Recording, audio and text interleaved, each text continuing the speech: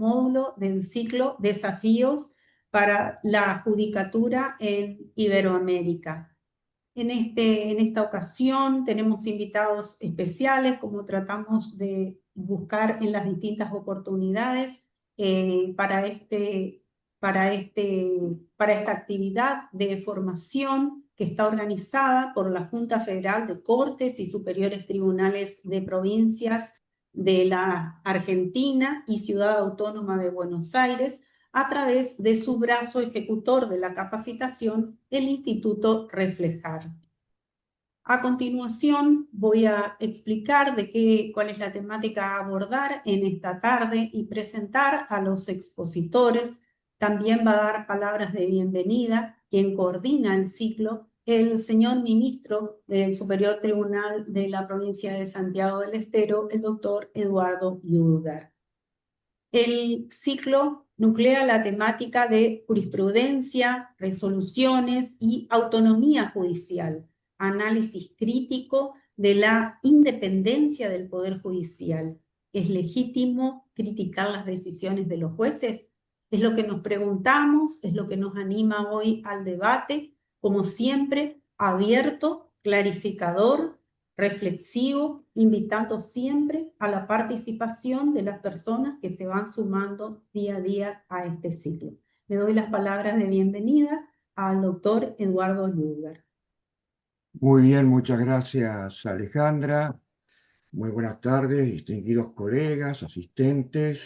Hoy me complace presentar esta jornada, los desafíos de la jurisdicción en el siglo XXI, sobre un aspecto muy complejo, como analizar de modo crítico la independencia judicial, sobre todo centrándonos si es legítimo que se pueda criticar las decisiones de los jueces, porque estaríamos tocando pilares del Estado de Derecho.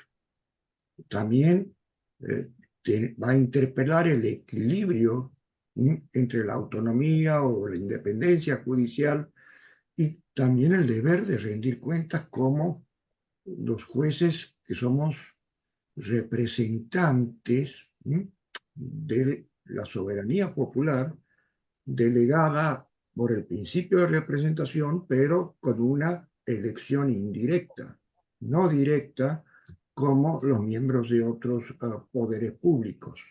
Entonces, esa es la cuestión. Si en un contexto global donde vemos que estas tensiones no solamente pasa en la Argentina, sino pasa en México, ha habido grandes debates sobre estas cuestiones, todavía no resueltos. En España, en Europa también están atravesando este tipo de problemáticas. Ecuador, ha habido marchas promovidas desde la presidencia para presionar a la Corte Constitucional.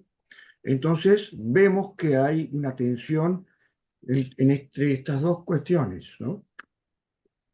El Estado de Derecho constitucional, en donde todo debe ser transparencia, en donde todo servicio público, hay una libertad de expresión del pueblo como para poder expresar su opinión. Y quiero traer una vieja cita, sí, que tengo habilitado para compartir, Alejandra, de Piero Calamandrei, que la extraí de su libro El elogio de los jueces escrito por un abogado, un libro que ya tiene escrito en los mediados del siglo pasado, y en uno de sus capítulos dice lo siguiente, que no es honesto cuando se habla de los problemas de la justicia refugiarse tras la cómoda frase dicha de que la magistratura está por encima de toda crítica y de toda sospecha, como si los magistrados fueran seres sobrehumanos a quien no alcanzan las miserias terrenales y por lo tanto intangible. El que se conforma con esas necias adulaciones ofende la seriedad de la magistratura, a la que honra, no adulándola, sino ayudándola sinceramente a que se mantenga a la altura de su misión. Ahí está, lo vemos, esto lo dice en el libro editado por Egea en 1969, en la página 256, por si quieren verificarlo. Y esta es una opinión de Piero Calamandrei. Caería en una falacia de autoridad, si se quiere, si sería dogmática, podemos estar de acuerdo o no, pero creo que tiene un gran sentido desde la visión democrática. Ahora, creería que también esto habría que verlo. ¿Quiénes pueden criticar la decisión de los jueces que hablamos por la sentencia?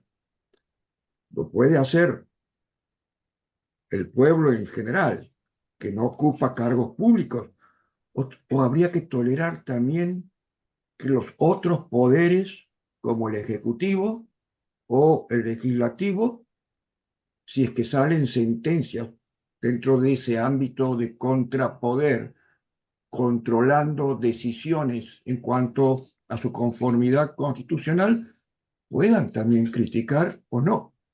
Y ese es un debate que tenemos que ver desde el constitucionalismo y sobre todo, no entiendo en lo personal que como jueces de un Estado democrático no tendríamos que tener miedo a esas críticas, pero con ciertos condicionamientos, con ciertas perspectivas, sobre todo de dónde provienen, porque ahí también se pone en juego también la libertad como sin garantía de la ciudadanía de la independencia judicial. Y hago esta pequeña apertura y bueno, voy a agradecer a los panelistas invitados que están hoy presentes y comenzamos, Alejandra, conforme el orden que se ha establecido. Muchas gracias. Perfecto, doctor. Olvidé mencionar que el doctor Eduardo Lludgar también es vicepresidente primero del Instituto Reflejar. En esta ocasión también ha dado las palabras de bienvenida en nombre de nuestro instituto, dado que la señora presidenta, la doctora María del Carmen Bataini, no ha podido estar presente por una cuestión de agenda. Para comenzar, nuestro primer expositor invitado es el doctor Diego Armesto.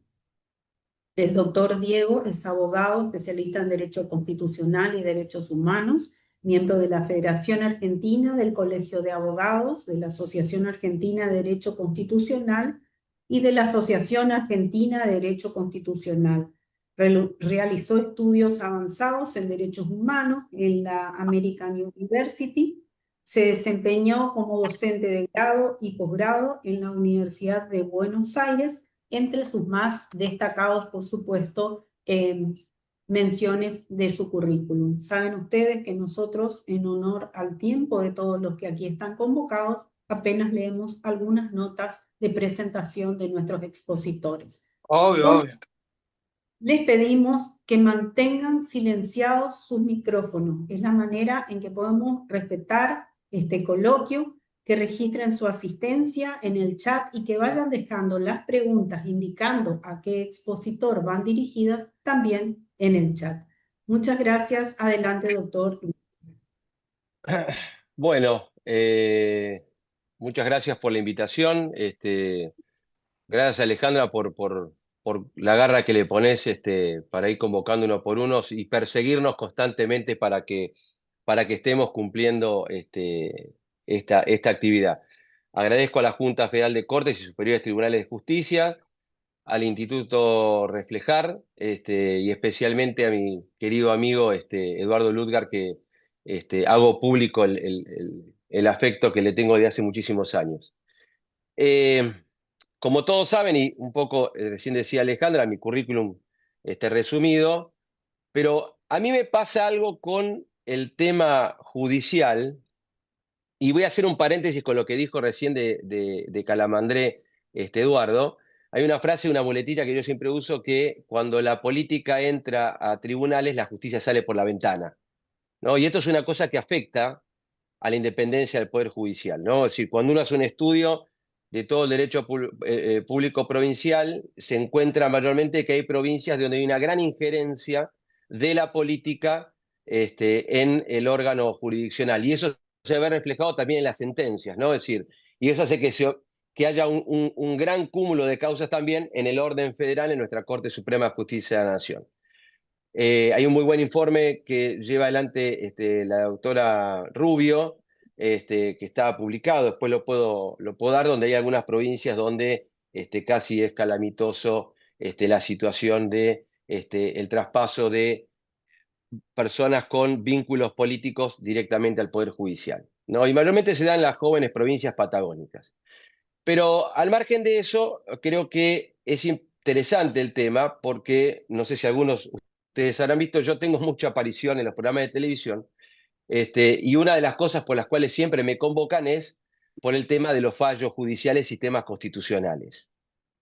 Y muchas veces es interesante, y creo que es un aporte interesante dentro de todos aquellos que cumplen el rol dentro de la magistratura, de también encontrar los mecanismos para poder transmitir y comunicar las decisiones del órgano jurisdiccional.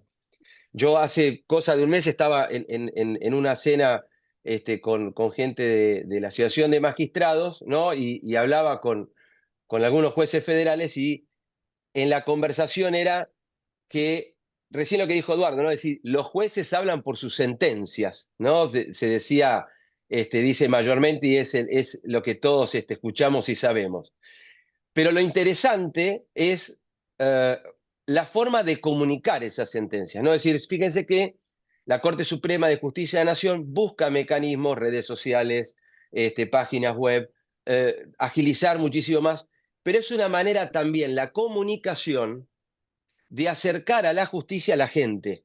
La gente tiene que entender verdaderamente qué se trata. Es decir, obviamente que yo ahora me voy a abocar a una cuestión más técnica sobre el tema de la comunicación y, como recién decía Eduardo, el tema de la independencia del Poder Judicial. ¿Por qué? Porque la independencia judicial, en palabras de la Corte Interamericana de Derechos Humanos y en el proceso constitucional argentino, es uno de los pilares esenciales del Estado constitucional y convencional de derecho. Desde 1994, la Argentina, que reforma la Constitución Nacional, establece parámetros dentro de nuestro derecho, obviamente siempre respetando la supremacía constitucional con la jerarquía de los tratados internacionales de derechos humanos, a pesar de la crítica que hace Baden y la incorporación de los tratados de derechos humanos, pero donde se plantea esta cuestión de la independencia judicial como un pilar esencial del Estado constitucional de derecho, teniendo como principio fundamental del sistema jurídico argentino el principio pro homine, es decir, en el centro del sistema jurídico está la persona humana. Esto implica claramente que si yo retiro a la persona humana y no tengo una comunicación directa entre el órgano jurisdiccional y la sociedad, mayormente pareciera que las discusiones sobre las sentencias judiciales, las resoluciones judiciales, los procesos judiciales, el acceso a la información pública, que también es parte del órgano jurisdiccional, se queda circunscripto solamente a lo que yo le digo el microclima, ¿no? Es decir, nos juntamos los abogados que litigamos en tribunales, en el café de la esquina, y discutimos los fallos de los superiores tribunales, de las Supremas Cortes Provinciales, de las Cortes Supremas. Los que somos docentes, y todos los que son docentes acá, me hago un paréntesis, feliz día al profesor,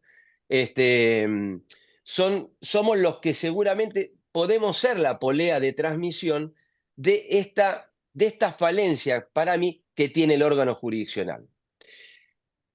Como pilar fundamental esta cuestión de la independencia judicial, y es importante entender que sin jueces independientes no hay garantía real de los derechos fundamentales ni la posibilidad sobre el control de los demás poderes del Estado.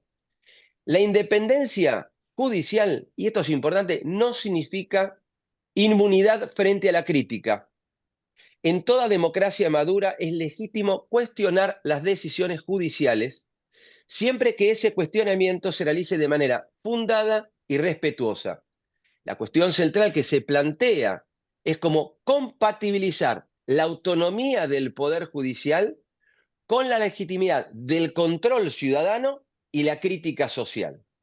Entonces, nuestra Constitución establece parámetros que obviamente, columna vertebral, el artículo 1 de la Constitución Nacional, nuestro sistema representativo republicano, principalmente hacer hincapié en el sistema republicano, en la cuestión de la división de poderes. El artículo 18, al asegurar el debido proceso y el derecho de juzgar, de ser juzgados por un juez imparcial. El artículo 110, la inmovilidad de los jueces y la intangibilidad de las remuneraciones. Obviamente que esto se plantea una discusión, que obviamente los abogados que litigamos siempre tenemos nuestras críticas y los profesores que hacemos derecho constitucional también. El artículo 109, la prohibición del que el Poder Ejecutivo se intromezca, se meta en cuestiones judiciales o las fenecidas, y principalmente también en el plano internacional, ¿no? Los principios básicos sobre la independencia de la Judicatura de Naciones Unidas del año 1985, donde se remarca que los jueces deben resolver únicamente conforme derecho, libre de injerencias indebidas. Pero también, como yo al principio hablé del Estado constitucional y convencional de derecho, desde 1994 la incorporación de los tratados internacionales de derechos humanos, dándole jerarquía dentro de nuestro ordenamiento jurídico, nos hace revitalizar la importancia que revisten las resoluciones de la Corte Interamericana de Derechos Humanos. Por eso en el caso Aptis Barbera y otros contra Venezuela, del año 2008, donde se analiza la destitución arbitraria de jueces que dictaron un fallo contrario a los intereses del gobierno, allí la Corte Interamericana sostuvo que la independencia judicial no es un privilegio personal de los magistrados, sino que es una garantía de los ciudadanos a tener un tribunal imparcial, ¿sí? Los jueces no pueden ser sancionados ni removidos por el contenido de sus sentencias. Ahora bien, en el plano internacional ya enfocamos o nos ubicamos o ponemos el foco en la importancia que reviste la independencia y la autonomía del Poder Judicial y nos vamos al derecho interno, donde obviamente la jurisprudencia argentina ha establecido también determinados parámetros en cuanto a la protección de la independencia judicial. Dentro de ello, obviamente, el tan famoso y estudiado tantas veces por todos nosotros, el fallo Fait del año 1999, todos saben que tras la reforma constitucional de 1994, se introdujo la cláusula de la limitación de edad a los 75 años para los jueces. Y el ministro Fait cuestiona su aplicación por ser retroactiva. Obviamente que la Corte declara la inconstitucionalidad de la norma y sostiene que la estabilidad judicial es una condición indispensable para la independencia del órgano jurisdiccional. Es decir, entonces acá aparece otro elemento más para sumar a la independencia judicial. No solo la no injerencia de la política, sino que también es importante la condición, ¿sí?, de la estabilidad del juez para mantener su independencia. Otro caso es el caso Brusa del año 2000, donde también se debatía la posibilidad de un juez llevarlo a juicio político por mal desempeño. La Corte sostuvo que los jueces, aunque son independientes, no son inmunes al control institucional. Entonces acá aparece otro elemento más, que acá reconfirma lo que dije anteriormente. No existe impunidad porque los jueces pueden ser juzgados mediante mecanismos constitucionales en referencia a su responsabilidad. Y vuelvo a la Corte Interamericana de Derechos Humanos. Me voy al año 2004, donde el caso Herrera Ulloa versus Costa Rica, un periodista fue sancionado por publicar notas contra, escuchen bien, publicar notas críticas hacia un juez.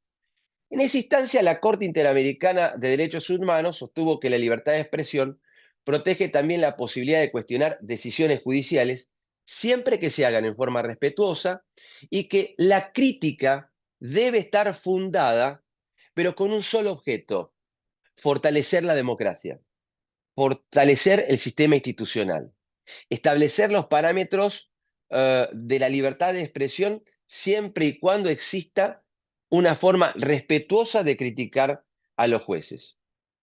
Y no nos quedamos solo en la Corte Interamericana de Derechos Humanos, porque el Tribunal Europeo de Derechos Humanos, en el año también 1995, en el caso Prager contra Austria, acá fueron periodistas sancionados por crítica hacia jueces. Y el Tribunal Europeo reconoció la legitimidad de la crítica, aunque advirtió que ésta debe ser ejercida de tal manera, y acá aparece otro elemento interesante, en la crítica hacia las resoluciones o sentencias judiciales y hacia los mismos jueces, que no deben destruir la confianza pública en la justicia. Es decir, la libertad de expresión, protegida al máximo, piedra angular del sistema representativo republicano, como dice la Corte Interamericana, en el caso Fontevecchi y D'Amico contra Argentina, pero tiene que coexistir con una preservación de lo institucional. Es decir, yo no puedo bajo ningún aspecto hacer una crítica hacia un fallo, una resolución, un juez, donde yo ponga en jaque el sistema institucional, ¿no? Recién Eduardo en su introducción, ¿no?, hablaba de este concepto, para mí arcaico, perdón Eduardo, de que los jueces solamente hablan por sus sentencias, y donde la crítica hacia las resoluciones judiciales también tienen que tener esta cuestión de un respeto hacia la institucionalidad, es decir, respetar uno de los tres poderes del Estado que hacen a los cimientos fundamentales de nuestro sistema republicano y democrático. Todo esto me lleva a un análisis crítico, ¿sí?, sobre la cuestión de la independencia del Poder Judicial, ¿no? Porque, como dije anteriormente, no es un privilegio de los jueces, sino que es un derecho de la sociedad. Es la garantía que tenemos todos que las decisiones que adopta el órgano jurisdiccional son conforme a la ley, sin presiones de tipo político, económico o mediático. Vieron que en el último tiempo mayormente siempre se estila llevar adelante muchas veces por diarios. Yo hablo de los diarios nacionales porque, bueno, tengo el problema que estoy en Buenos Aires, ¿no?, por los diarios nacionales, los medios nacionales, donde se pone presión a veces a investigaciones judiciales, a resoluciones judiciales, a crítica de jueces, a crítica de Ministerio Público Fiscal. Entonces, todo eso lleva indefectiblemente a también ejercer no solo una presión externa de tipo político, sino también una presión de tipo económico. Ahora bien, la independencia no debe confundirse tampoco, y acá es donde yo hago hincapié en la importancia que reviste la sana comunicación del órgano jurisdiccional con la sociedad, no debe confundirse con el aislamiento o la falta de rendición de cuentas. En una democracia, la justicia debe ser transparente, debe poder publicar sus decisiones, fundarlas de manera clara, garantizar la publicidad de los actos procesales y hacer accesible su razonamiento a la ciudadanía. La transparencia no debilita la independencia, la fortalece, porque evita la opacidad y genera confianza. Esto para mí es fundamental, ¿no? La transparencia en los distintos poderes de gobierno resulta fundamental en el proceso constitucional, en el derecho público provincial, pero también en el derecho federal. Entonces, en este marco aparece un concepto más, que es el control democrático de los órganos políticos, sino el control democrático e ineludible que tenemos los ciudadanos.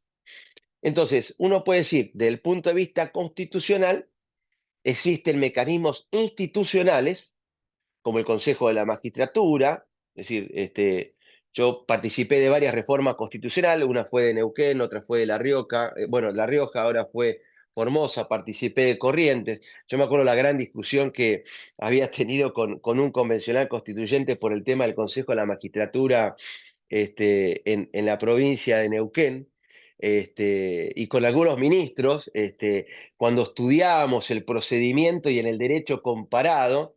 Me acuerdo que había un ex convencional constituyente nacional de quien aprendí mucho, el doctor Rodolfo Ponce de León, y por Córdoba el doctor Antonio María Hernández. Los tres trabajábamos en conjunto en aquel momento, y tratar de ver en el derecho público provincial las experiencias, ¿no?, de mecanismos institucionales y también ¿cómo puedo hacer participar a la sociedad de estos espacios?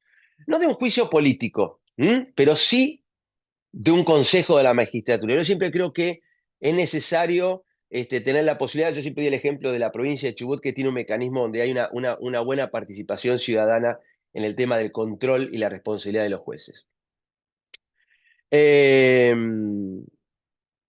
Pero aparte de esto, y acá me voy a ir a los tipos de control de constitucionalidad que hay en Argentina, hay un control difuso de responsabilidad de los jueces.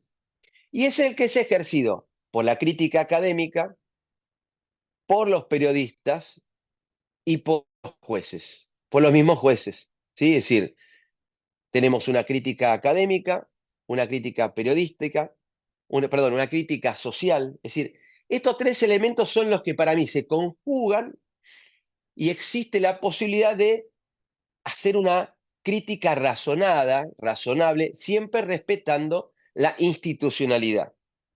Porque el control debe ejercerse de manera razonada y responsable, no para presionar o intimidar, sino para exigir mayor calidad institucional y mejores estándares de justicia. Esto es un resultado de una lectura sesuda de la jurisprudencia de la Corte Interamericana en cuanto a la independencia judicial. Hay unos cuadernillos muy buenos, los pueden buscar en la misma Corte, en la misma página web de la Corte, donde uno puede ir haciéndose del estudio y de la profundización de estos temas. Entonces, calidad institucional y mejores estándares de justicia, a partir de una crítica académica, periodística y social, razonada y responsable, sin presión y sin intimidar, pero con un aditamento importante que me parece que resulta fundamental. Si ustedes observan, calculo que todos leen los diarios y ven la información, mayormente falta también una formación en el comunicador, que no es el juez que dicta la sentencia, que permita de alguna manera transmitir la resolución judicial para que ésta sea accesible a todos los ciudadanos. Y esto es un problema.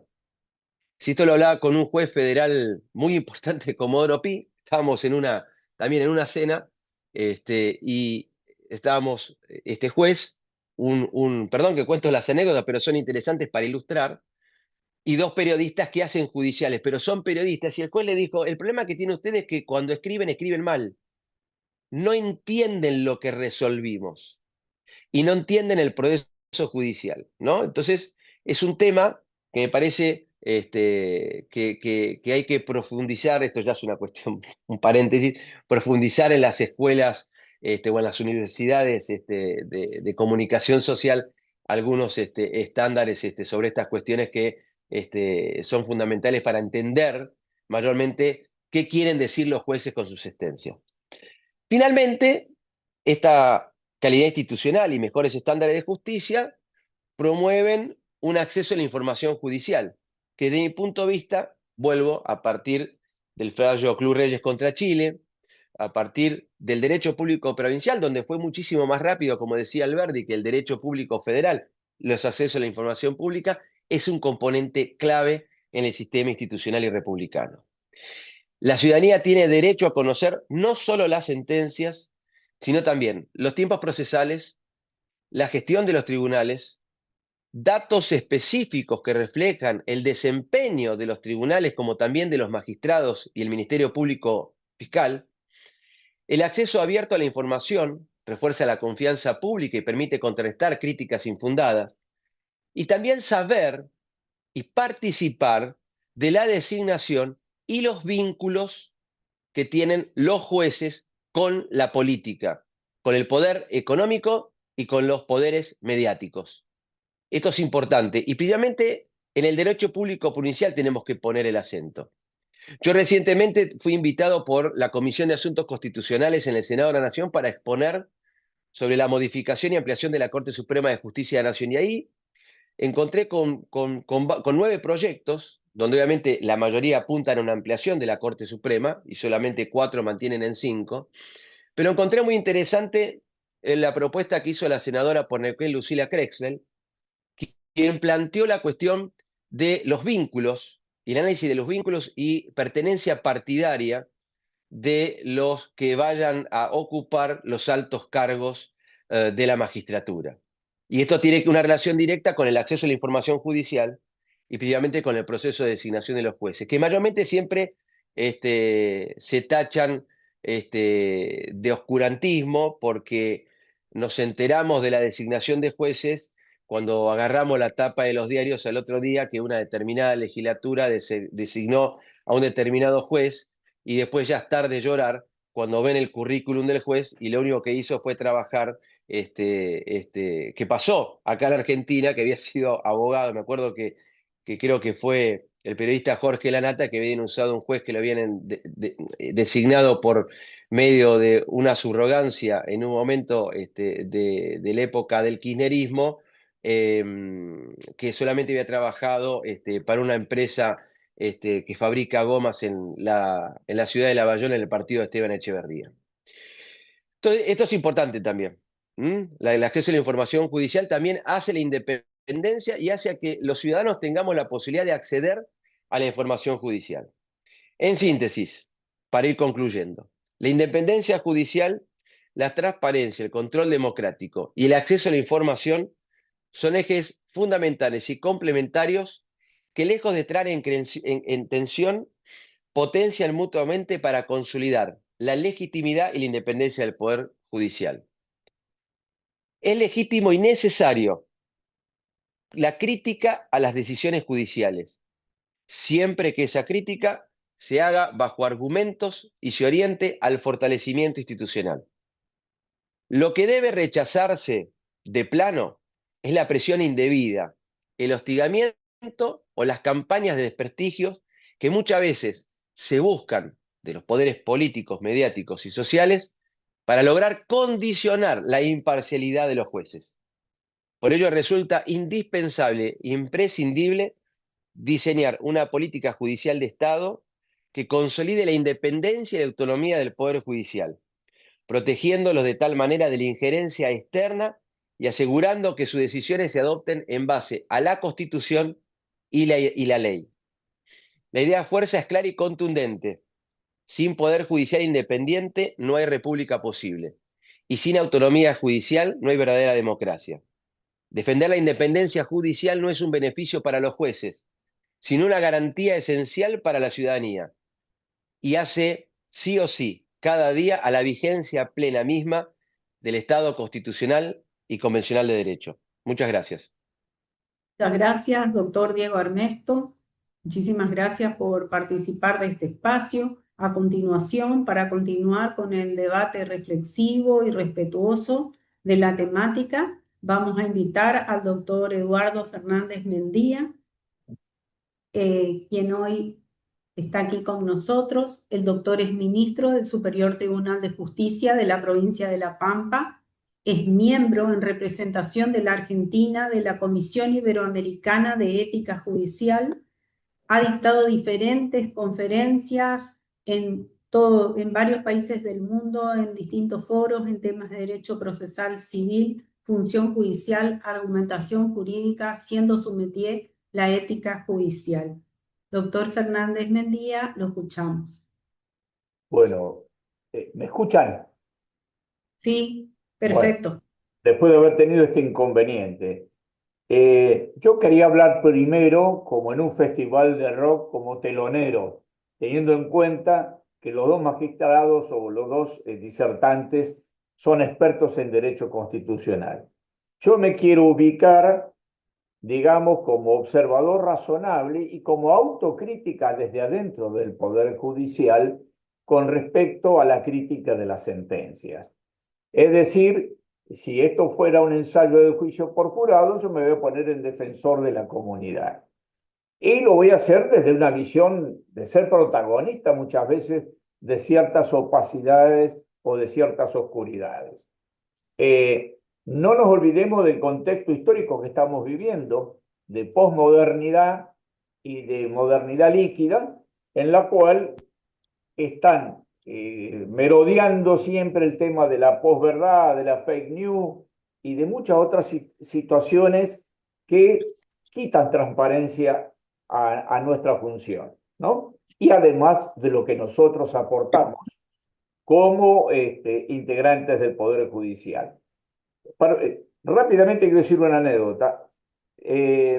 Antonio Guterres, cuando en 2020, poquitos días antes que empezara el COVID, nos alertó sobre 4 jinetes del apocalipsis. Rápidamente él decía, estamos viviendo tensiones geopolíticas, crisis climáticas, un estado de desconfianza generalizada y el lado oscuro de la tecnología. Estos dos últimos puntos nos tocan muy de cerca a los integrantes de la judicatura. Más adelante, el mismo Antonio Guterres, hubo un problema en la India con un ciertos intercambios de WhatsApp, se hablaba de secuestros, y eso generó una desconfianza, atentados, locuras, etcétera, etcétera. ¿Qué es lo que quiero decir con esto? Que realmente no nos hemos vuelto una sociedad en la que la diafanidad sea una constante. Y en eso tenemos mucho que ver los jueces. Yo siempre recuerdo esa anécdota de Andersen cuando hablaba del rey desnudo.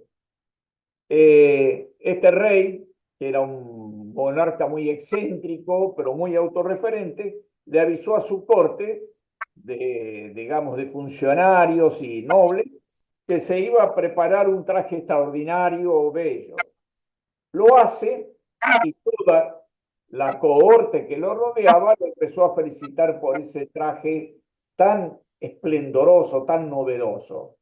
Al ver lo que le gustaba tanto, el rey se animó a salir al pueblo y es cuando lo ve un niño y le dice, el rey está desnudo. Y eso, que el rey está desnudo, nos sirve a nosotros los jueces, que a veces estamos en microcápsulas pensando que somos investigadores del CONICET y que lo nuestro es impoluto. Tenemos que terminar con esa posición que realmente no nos ha acompañado.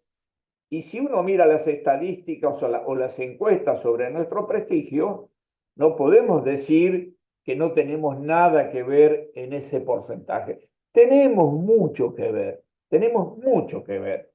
Y como decía Einstein, si nosotros seguimos haciendo las mismas cosas, no pidamos que los resultados sean distintos. Y la verdadera crisis muchas veces es crisis de incompetencia nuestra para saber manejar realmente los problemas, porque no puede ser que las encuestas sigan apareciendo y no veamos una actitud proactiva de parte nuestra. Es cierto que un gran porcentaje de opiniones, como decía el doctor Armesto, no son atendibles, no son proponibles. Lo único que uno tiene que pedir es esa trípode procesal que traían todos los códigos, es que tengamos probidad, lealtad y buena fe. Que le pidamos al crítico que cumpla con esas cosas, pero antes tenemos que tenerlas nosotros. No olvidemos que formamos parte de un sistema representativo. Y si bien nosotros tenemos un poder contramayoritario, y así lo exigieron los constituyentes originarios y en todas las reformas hasta la de 1994. Es decir, somos un poder que debe responder a su manera, de una manera porque también somos republicanos y la publicidad de los actos de gobiernos es fundamental. Por eso creo que si queremos tener legitimidad de ejercicio, la legitimidad de origen, que por ahí muchas veces es cuestionada, es constitucional, ¿no? Está en el artículo 99, inciso cuarto, cuando se dice que el Poder Ejecutivo nos designa. No estamos en México, que ahora el sistema es bueno o malo de elección popular. Y en eso recordemos lo que nos decía Ferraioli. Ferraioli rescataba que para la legitimidad de los jueces debemos cuidar 3 cosas. Él en algunos casos menciona 9, otros 10, pero yo me voy a detener en este trípode. Para ser legitimados tenemos que tener corrección en nuestros fundamentos. Que nuestros fundamentos sean propios de un silogismo comprobable, trazable, etc. Que también busquemos la verdad y que seamos titulares de la tutela de las garantías. Bueno, los límites en la crítica ya las mencionó el doctor Armesto, no me voy a detener demasiado en eso. Pero tenemos que recordar lo siguiente, especialmente aquellos jueces que somos muy quisquillosos a nuestra soberanía, que desde que juramos nos hemos colocado en un faro que creemos que es inconmovible. Yo recuerdo que hay un teorema sociológico de Thomas, que se ha usado muchísimas veces, y que dice, si nosotros adjudicamos a una cosa el valor de real, las consecuencias deben ser reales. Ese es el teorema. Si nosotros fuimos llamados a la judicatura por tres elementos fundamentales: imparcialidad, independencia y competencia, esto, que es de responder a las críticas, forma parte de la imparcialidad. Tenemos que ser sensatos, maduros, como diría, veteranos de conflictos. No podemos, como niños malcriados, creer lo que son ataques personales. Sí puede haber casos de ataques personales, pero la comunidad ya los conoce, nosotros los conocemos. Pero cuando la crítica es seria, no podemos empezar a dibujar dialécticas de respuesta que no tienen sentido. Yo, como participo en la Comisión Iberoamericana de Ética Judicial, uno habla mucho de los 13 principios. Pero yo a muchos jueces les recomendaría, si nos pensamos que somos pluriculturales, que lean el código Bushido de los samuráis, y es realmente lo que es el autodominio como juez. Y ahora quería entrar en un elenco que no se agota de por qué somos criticados. Y realmente, sin olvidar las situaciones mencionadas pretorianamente por nuestra Corte de arbitrariedad, que son muchas, yo voy a tomar algunas, aunque le cambie el nombre. Hay muchas sentencias que son minimalistas y de insuficiente argumentación. Obviamente son criticables. Otras llenas de arbitrariedad, incoherencia, incongruencia, y realmente los que estamos digamos, en la función casatoria, lo vemos, pero también la ve la Corte hacia sentencia nuestra de superiores tribunales, que incurrimos en esas situaciones. Y obviamente que vamos a merecer crítica. Uno también se encuentra con sentencias erráticas, sorpresivas y desconcertantes. Y realmente, ¿qué queremos? ¿Que las dejemos pasar?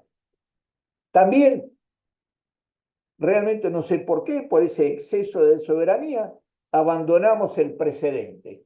Reitero, hoy estoy con una visión autocrítica, porque si no reconocemos esto que nos está pasando, por supuesto, los sectores que caen en estos vicios son minoritarios, pero la ligamos todos. Todos soportamos esa mancha de aceite. Encontramos sentencias también en la cual hay un desconocimiento del ensamble, de lo procesal y lo de fondo.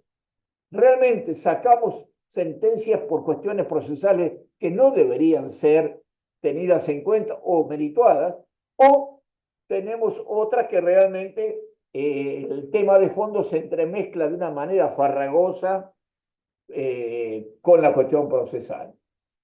Tenemos menos, pero lo he visto, sentencias que son un enigma y redactadas en idioma culterano.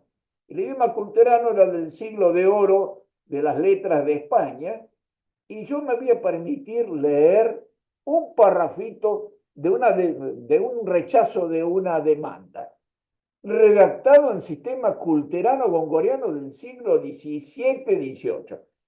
Lo digo porque realmente me causó gracia. Dice así la parte resolutiva: Considerando este tribunal que en el anfiteatro majestuoso de la justicia no basta el eco rumoroso de vagas aseveraciones, ni las sombras fugitivas de conjeturas, sino la sólida argamasa de probanzas claras y la luz meridiana de testimonios sin tacha. Se evidencia que la parte actora, más inclinada al artificio del decir que a la verdad de mostrar, ha traído a estrados un acervo documental tenue, parco y opaco, cual linterna mortecina que apenas hiere la penumbra. Y siendo la carga de probar como la antorcha que guía al litigante por la selva del proceso, cuando aquella se extingue en humo inconsistente, el sendero se pierde y el reclamo se desvanece.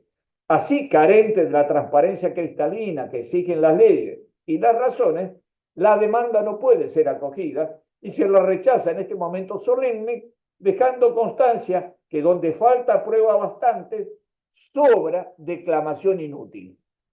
Esta sentencia yo la pude leer hace un tiempo, no era de mi provincia, y obviamente no estamos en condiciones de ponernos como Góngora, López de Vega, ni mucho menos, sino hablar claro.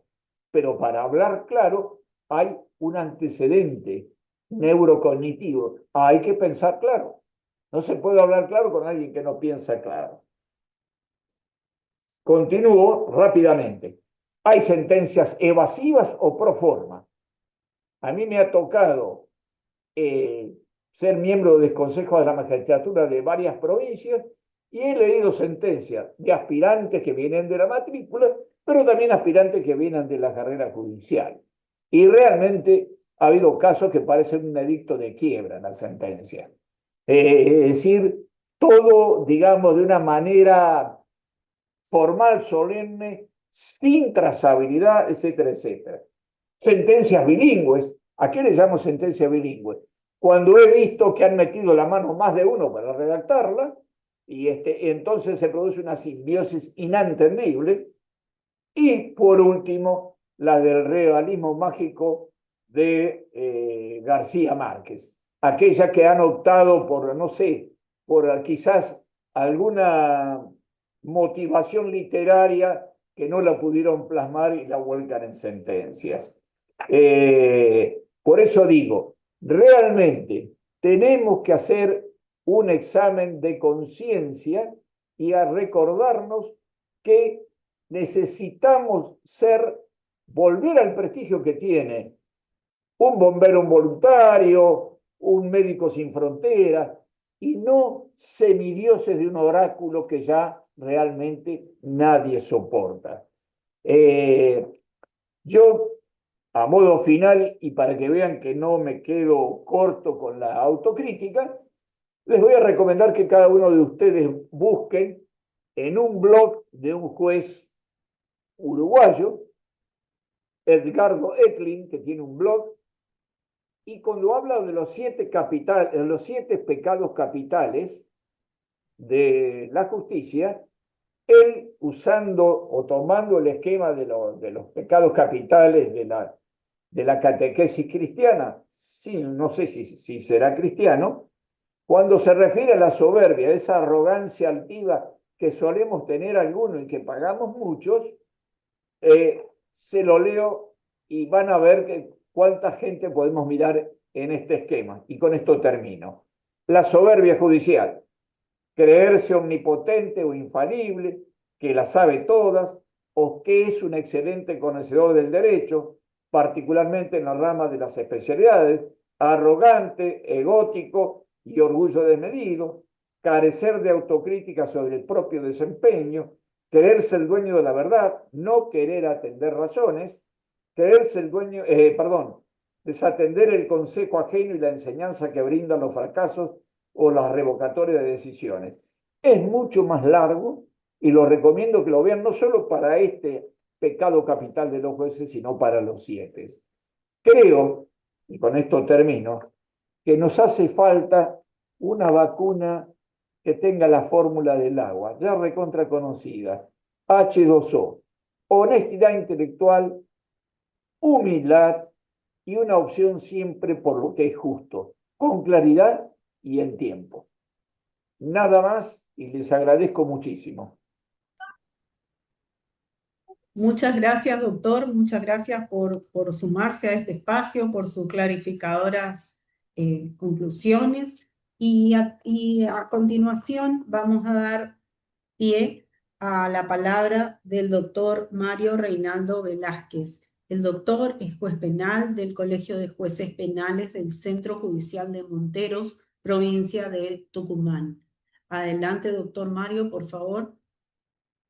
Hola, buenas tardes, mucho gusto, muchas gracias por la invitación. La verdad que es un privilegio poder participar de un ciclo de estas características. Quiero agradecer en primer lugar a la Junta Federal de Cortes y Superiores Tribunales del país, al Instituto de Capacitación Reflejar y al querido Eduardo Yudgar, que creo que, no sé si en un exceso de confianza confió en que yo pueda estar hoy conversando con ustedes.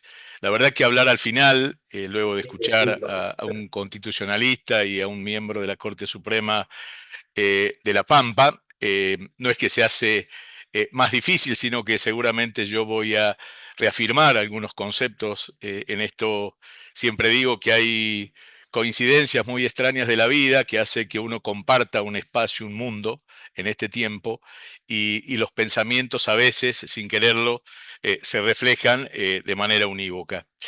Yo no voy a hablar como un especialista en derecho, ni mucho menos, simplemente voy a hablar de lo que llevo como 21 años como juez en el interior de la provincia de Tucumán, y voy a hablar de lo que tiene que ver con el fuero penal, que quizás es uno de los fueros que más tensiona la relación interpoderes.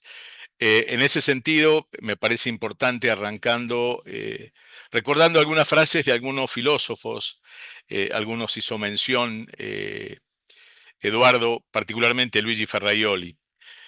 Ferraioli nos dice siempre que un sistema de garantías, el derecho penal es, en palabra de él, un sistema de garantías que busca limitar el poder punitivo del Estado, y los jueces somos garantes del Estado constitucional.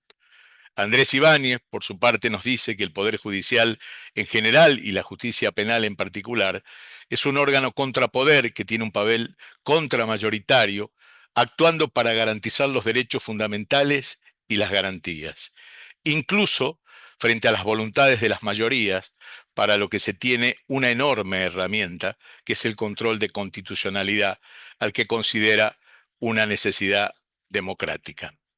Luigi Ferraioli también nos dice y nos enseña que es en la aplicación del derecho penal donde se juega en muchos partidos la legitimidad de una república y de la democracia, porque es donde se enfrenta el poder punitivo del Estado frente al ciudadano de a pie. El respeto de las garantías en un Estado de Derecho, el cual debe ser garantizado obviamente por los poderes judiciales, y su interrelación con los otros poderes, siempre estuvo en tensión, y hoy más que nunca. Es precisamente este es el sentido del sistema, a mi entender, de pesos y contrapesos de toda república. Sin embargo, en las últimas décadas en Latinoamérica y hoy más que nunca en mi país, esta tensión entre los distintos poderes creo que se ha venido elevando a niveles máximos, casi diría yo de desborde, al punto tal que el poder judicial es utilizado para fines de los cuales debe ser ajeno. Alguien dijo al comienzo que cuando la política entra hacia la justicia sale despavorida por la ventana. Bueno, solo podemos citar algunos ejemplos: el lawfare, la guerra de guerrilla judicial. El mismo Papa Francisco, fíjense, condenó y lo describió a esto como una forma de neocolonialismo, una instrumentalización de la justicia para fines políticos.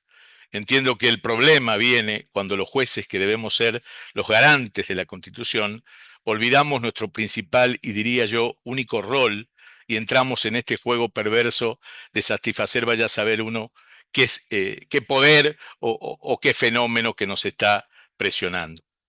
Yo debo compartir en algunos conceptos con Binder, en el sentido de que el Poder Judicial no ha cumplido con su función básica de poner límites al poder, no nos ha ido muy bien. Los poderes judiciales hoy enfrentamos una crisis crónica de falta de credibilidad y desprestigio por parte de la ciudadanía. exacerbada y visibilizada como nunca antes, creo, en el último tiempo. En encuestas que se han realizado en el país en los últimos años, la imagen negativa del Poder Judicial en la Argentina llega a valores tan sorprendentes como que el 79% de los ciudadanos no creen en nosotros.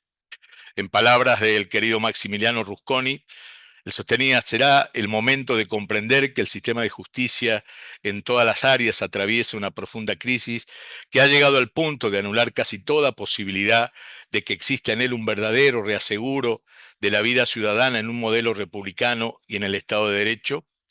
Creo definitivamente que los operadores de la justicia en general tenemos la facilidad lamentable de olvidar la historia, y así todos los días nos desayunamos con sentencias que no tienen absolutamente nada que ver con lo que manda la Constitución y un tratado, principalmente que son absolutamente alejadas al rol del juez como garante de derechos. Sentencias que se explican únicamente, para decirlo en una palabra elegante, en la decisión de bancar un sistema, como si el sistema sería hacer valer la voluntad de los que mandan, olvidando ese rol que muchos colegas toman, no significa otra cosa que la pérdida de la independencia, el olvido de la dignidad en el ejercicio de la magistratura y el cajoneo de la Constitución a favor, vaya a saber de uno quién. Pero por suerte también en este país existen juezas y jueces a lo largo y a lo ancho del país que tienen muy claro cuál es el rol que cumplen, que saben por qué fueron designados y que comprenden que no tienen otra función que ser garantes, en el caso concreto, de los derechos de las personas. En los sistemas, Tucumán tiene un sistema oralizado completamente, no hay ya expedientes, todo se deduce en audiencias frente a nosotros como jueces, que lo único que conocemos es una infografía del tema que se va a tratar.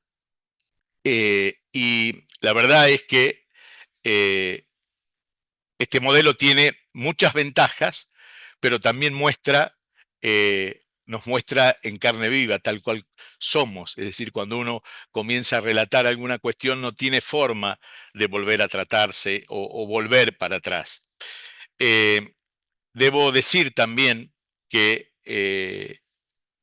frente a los juezas y jueces que han tomado la decisión en un caso concreto de respetar la Constitución, un tratado o la ley, muchas veces aparece la denuncia mediática ante la prensa, que generalmente en muchas situaciones es servil con algunas cuestiones vinculadas con el poder, no solo el poder político, sino quizás también con un poder económico, del que fuere. Y se inician operaciones que definitivamente socavan la credibilidad personal y profesional de ese colega, su legitimidad de ejercicio. Y las denuncias ante los consejos asesores de la magistratura o las legislaturas provinciales en los cuales se llevan adelante los juicios políticos, no por comisión de delitos o falta de cumplimiento de los deberes a su cargo, sino por quizás esa resolución sentirse incómodas a el resto de los poderes del Estado. No tiene más sentido, a mi entender, que generar temor hacia el resto de los operadores que van a tratar o intentar de evitar esa osadía que tuvo el colega de haber hecho valer lo que había que resolver en ese caso concreto. A mí me tocó participar desde hace un tiempo en algunas conferencias que hacía la Corte Suprema de Justicia. Se debe acordar, Eduardo, las conferencias nacionales de jueces. En el año 2008 me tocó participar en una que era fundamentalmente la independencia del Poder Judicial. En esa oportunidad, en mi provincia, estaban en discusión la posibilidad de destitución de muchas juezas y jueces. Y yo hacía muy poquito tiempo que estaba en el ejercicio de la magistratura y viajé a Córdoba solo.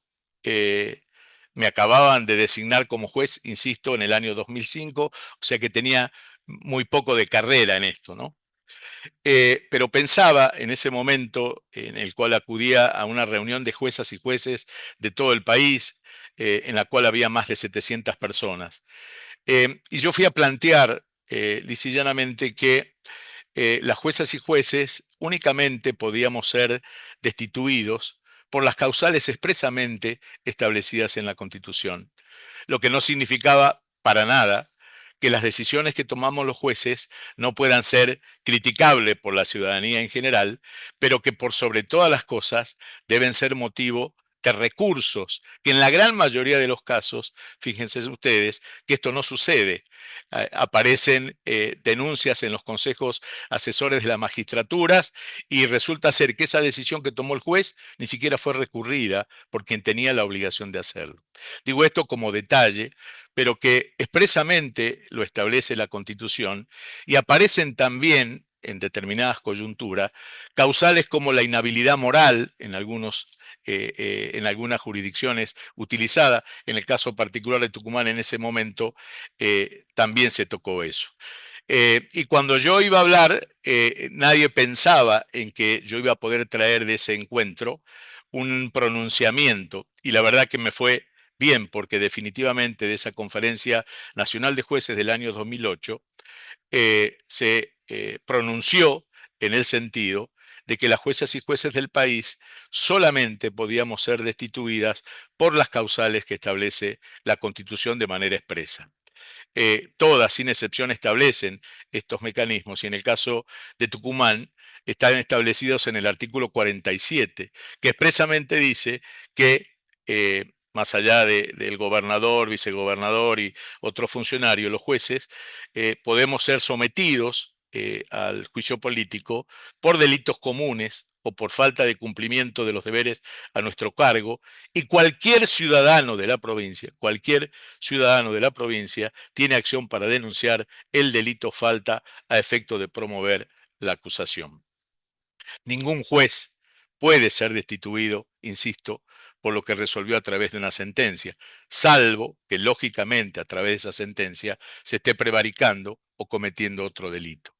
Desde que se instauró el primer sistema judicial de la historia en el derecho romano, entre los siglos VII y III antes de Cristo, existe una instancia de alzada donde el afectado por una decisión puede concurrir para que se revise la misma. Hoy eso para mí no es distinto. Que una decisión sea contraria a los intereses del poder de turno o que desnude falencias en el funcionamiento del órgano de acusación o de diversas instituciones estatales o privadas, que una decisión sea incómoda, no transforma al juez en un delincuente que merezca ser expulsado del sistema, en el mejor de los casos, sometido al escarnio público. Yo con esto respondo a la pregunta que titula este módulo. ¿Es legítimo criticar las decisiones de los jueces? Claramente es legítimo. Es la esencia misma del sistema que las decisiones de los jueces puedan ser objeto de críticas y revisiones. Cada vez que un magistrado decide sobre una cuestión, necesariamente está, en palabras del querido Alvarado Belloso, quitando derechos a uno para entregarlos a otro. Cualquier decisión que se trate significará en el mejor de los casos que una persona saldrá satisfecha y la otra no. Incluso fuera de lo formal, los jueces no estamos exentos a las críticas sociales o de distintos sectores que puedan pronunciarse sobre nuestras decisiones. Ello también es parte de la legitimidad en el ejercicio de la función. Pero ello no debe horadar nuestra función.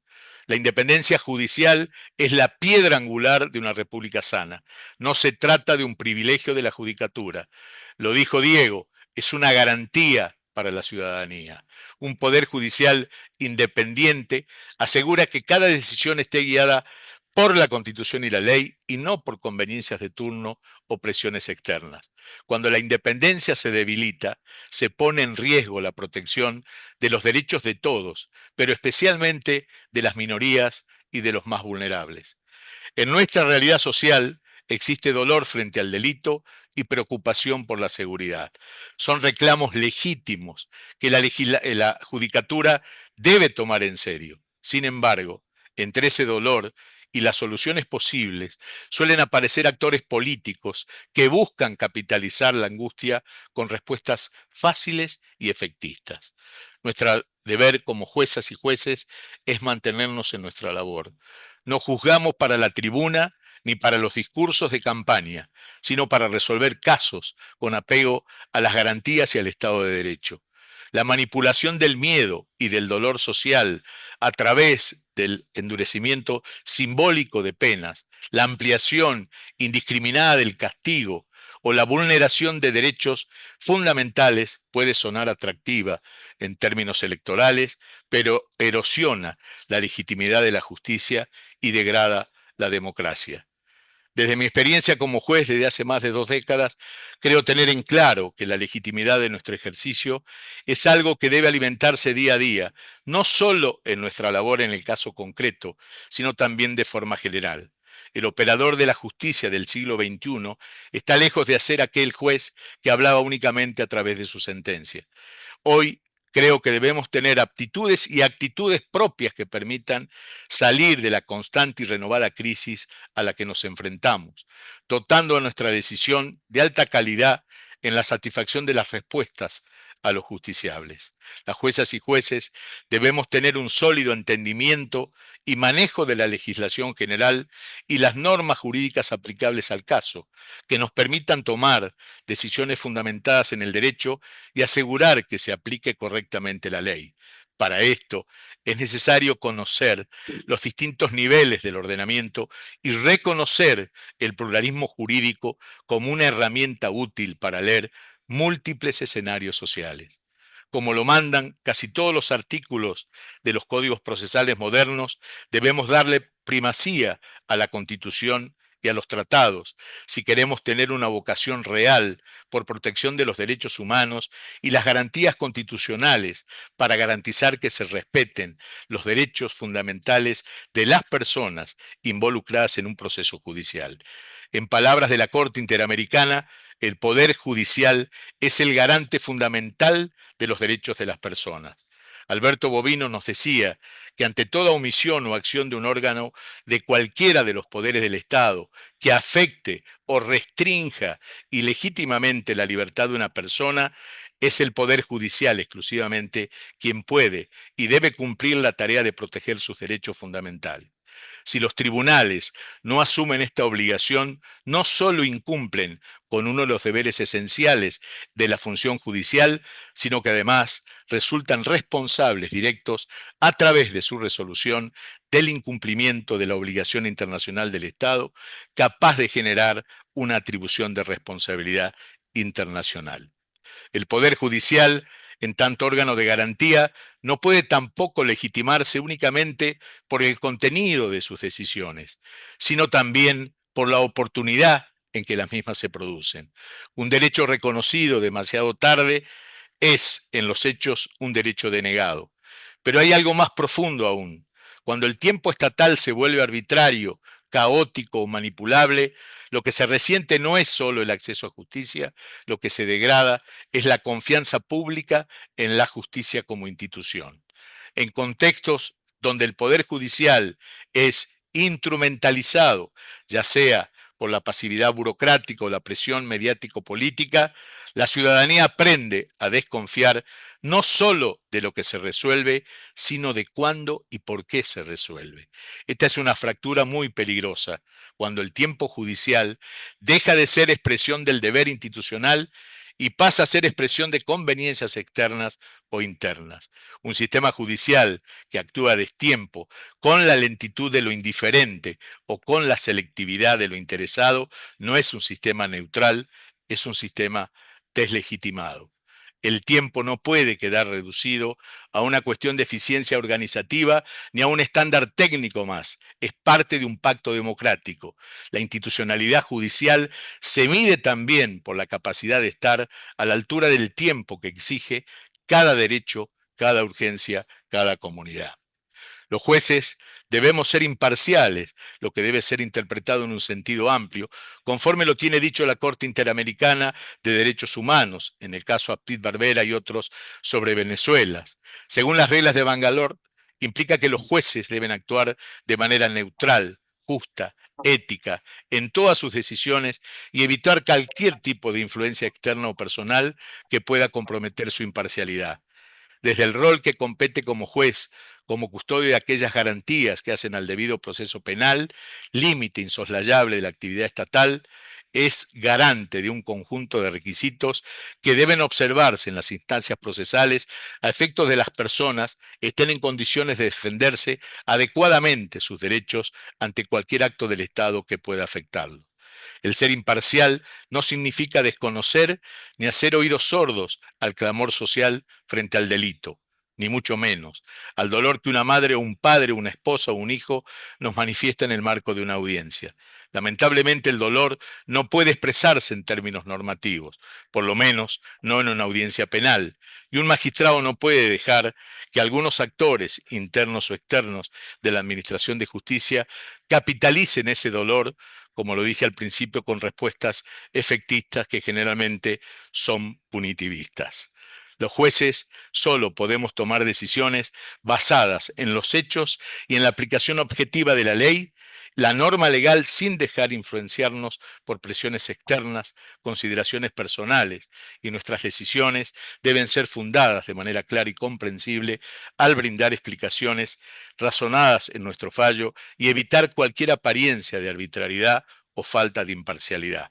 La solución al caso concreto es la solución que se brinda a las partes afectadas en una forma concreta y para ese caso. En otras palabras, no podemos fallar pensando en el qué dirán, en la nota que sacará el diario, en si vamos a quedar bien con tal o con cual. No juzgamos para la tribuna, insisto, sino para resolver cuestiones, haciendo respetar la ley y a través de resoluciones sostener los valores de un Estado de Derecho republicano y democrático. Enmarcado como una manifestación de esta clara independencia, entiendo como un acto de fundamental relevancia la obligación que pesa sobre nosotros de rendir cuentas de nuestra labor. Los operadores de la justicia, jueces, fiscales y defensores, no somos elegidos por el voto popular. Nuestra legitimidad proviene de nuestro trabajo diario y de cómo el Poder Judicial da respuestas a las expectativas sociales del día a día que en el fuero penal se traducen en cómo el operador de justicia responde a esa conflictividad. En la Argentina, y en particular en Tucumán, no existe un código de ética obligatorio que sirva como guía moral para ayudarnos a transitar el camino diario de nuestra labor y funcione fuera de lo estrictamente procesal. Yo entiendo como un gran ejercicio democrático y muestra del compromiso con la ciudadanía que el operador judicial debe tener la rendición de cuenta de su labor para demostrar a la sociedad lo que hace día a día y las razones de por qué lo hace. Esto no tiene otro fin que asegurar la transparencia, la imparcialidad y la confianza pública en un sistema judicial que tan socavado está.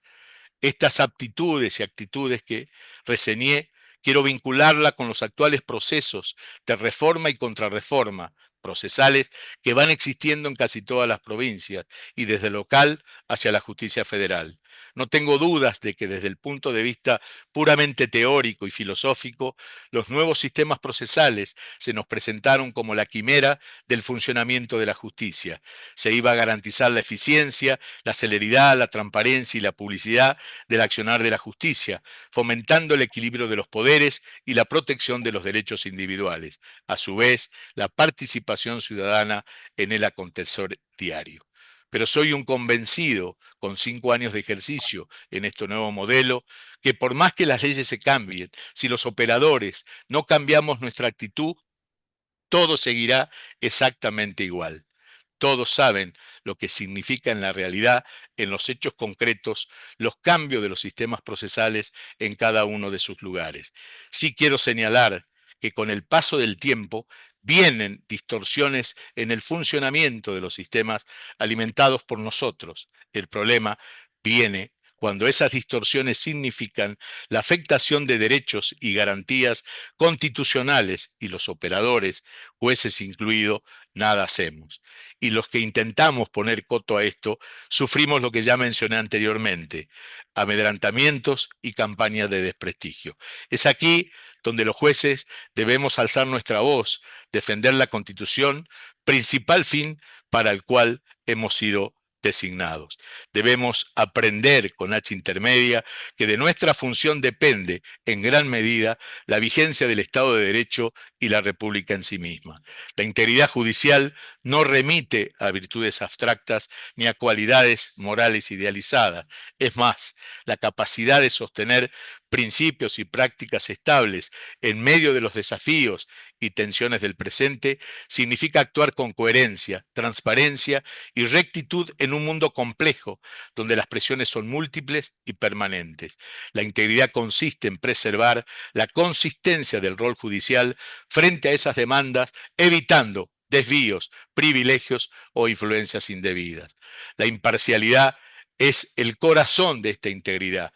Juzgar sin prejuicios, sin ataduras partidarias, ni simpatías circunstanciales, garantiza que todas las personas, sin importar su posición social, sus ideas o el alcance mediático de su caso, reciban una decisión fundada en pruebas y normas. Este compromiso exige escuchar con mente abierta, proteger el debido proceso y fundamentar claramente los fallos. Una judicatura ética e imparcial no busca complacer a nadie, excepto a la justicia mínima, a la justicia misma. Si somos jueces temerosos del poder de turno, manteniéndonos en silencio y naturalizando cuestiones cuya vigencia y discusión había, a mi entender, quedado relegada al olvido, inevitablemente permitiremos correr los límites de lo aconsejable, luego de lo tolerable, y nos encontraremos, más temprano que tarde, en una situación en donde el respeto hacia nosotros y hacia nuestra figura sea solo un lejano recuerdo, con lo que eso significa para la vida de la sociedad. Quiero cerrar esto con una frase del maestro Couture que decía que de la dignidad del juez depende la dignidad del derecho. El derecho valdrá en un país y en un momento determinado lo que valgan los jueces como hombres. El día en que los jueces tengan miedo, ningún ciudadano podrá dormir tranquilo. Muchas gracias.